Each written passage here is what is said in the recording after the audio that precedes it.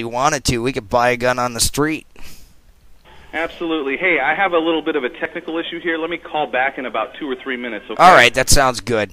That sounds good. All right, go ahead and continue the discussion. We'll pick it back up when I get back. All right, that sounds good.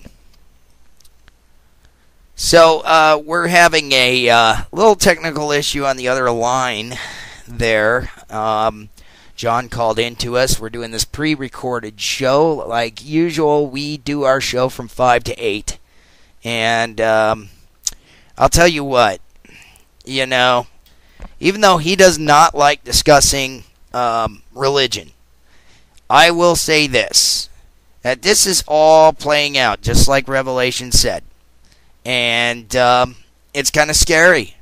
But you know what? You got two choices, folks. You got two choices. Like I've been saying all along, if you know your rights, you know your Bible, you know your Constitution, you know the Bill of Rights, and you know your Declaration of Independence, you know all that stuff, then, you are an armed soldier. That's right, you are armed with knowledge. You also have references to so many other things that can help save your life if things go wrong.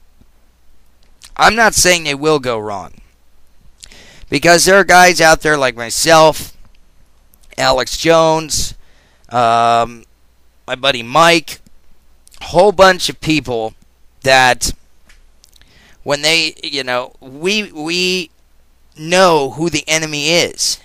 And it's our job to display them for what they are through use of propaganda, through use of comedy, through use of talk radio.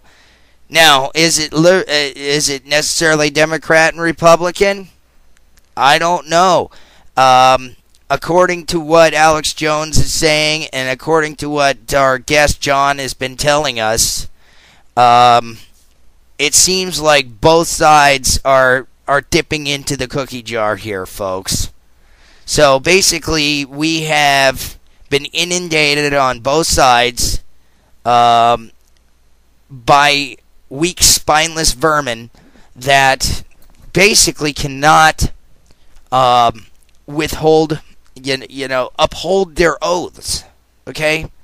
When you become a soldier, like I said, when you become a soldier, an airman, a seaman, whatever, if you become a congressman, the president, Speaker of the House, whatever, you have to swear to an oath to defend the Constitution from enemies, foreign and domestic. Basically, every single one of these guys is in violation if you really think about it. If you really sit down and do the math. Okay, here he is again. So we're going to go ahead and take the call. All right, John, we got you back on here, buddy. Go ahead. Yeah, sorry about that. Taking care of a 2-year-old is a little bit pressing at times. Oh, I know how it is, man. I got a 4-year-old. But anyway, so bringing down the Federal Reserve is just one part.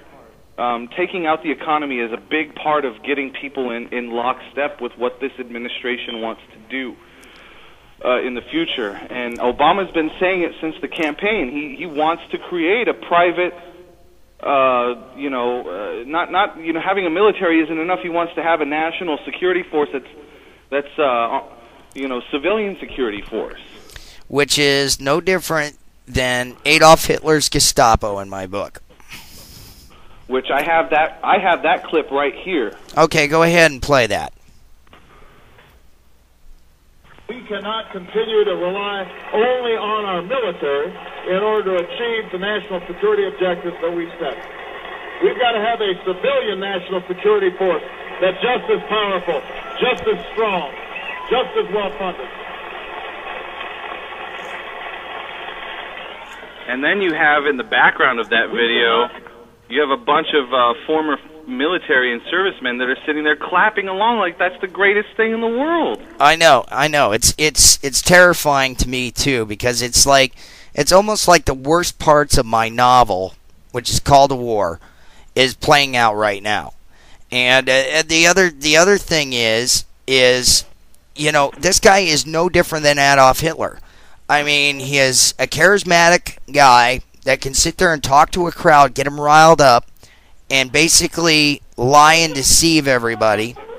And he's no different than Hitler. I mean, the next thing you know, he's going to hire somebody like Goebbels to run the media. It'll probably be like Chris Matthews or something like that. I always make that joke, but you know, the main difference between Obama and Hitler is they're contrasting ideologies.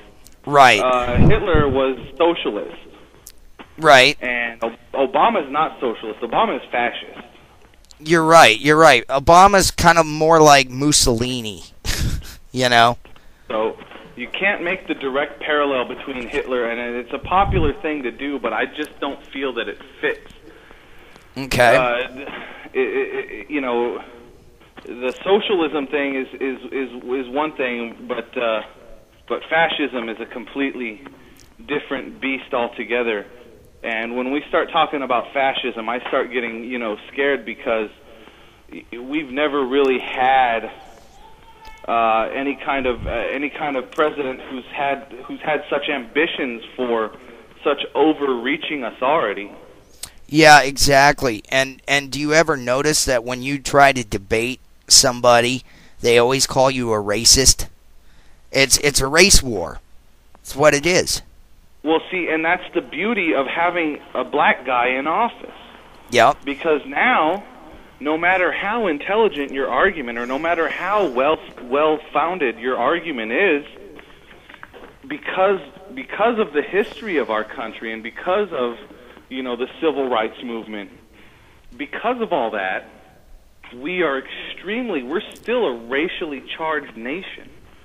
Yep, exactly. So now that we have a black guy in office, it doesn't matter how well, you know, sounding your argument is, it's easily dismissed by saying, oh, well, you're just racist because you don't want to see a black guy in office. And, you know, because of our nation's history, that argument, the racist argument, is given tremendous, you know, wings, and that's the sad thing.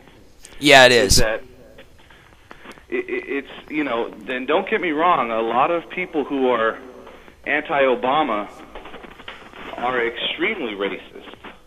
Yeah, but there are people who are anti-Obama like myself that aren't. You know, we're just patriots. We don't like seeing this kind of crap happen, you know? Hang on just a second. Okay. I'm going to put the phone down again for a minute. All right, I'm going to put you on hold. All right, so John's just got to attend to some family business here. But like I said, the argument that I am a racist is false and untrue. Okay, I'm a patriot, yes, but I'm not a racist. Okay, let's see if he's back. John, are you back? Okay. Hello?